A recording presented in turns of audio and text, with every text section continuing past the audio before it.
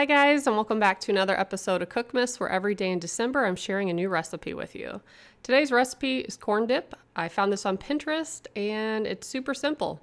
You just start off by mixing all of the ingredients together. So I have a block of cream cheese, 3.5 cups of frozen corn that I thawed out, 1 packet of ranch dip,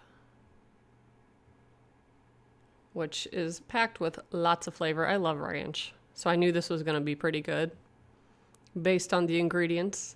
Then you could add in 2 cups of cheddar cheese. And the recipe called for 16 ounces of sour cream, which sounds like a lot. And honestly, you could probably only put like 8 in. I don't think it's going to be a deal breaker. But I added in the 16 just because I was following it exactly. And when you add in the real bacon bits, it's a can of it. It's 3 ounces. Make sure you grab that little packet in there. That'll definitely ruin your dip. It was hidden in there and I didn't see it until I poured it out. So that is all the ingredients. So I'm just going to mix that up until it's well combined, preheat my oven. And it said to use a 2-quart baking dish, spray it with cooking spray. Now my dish is really deep.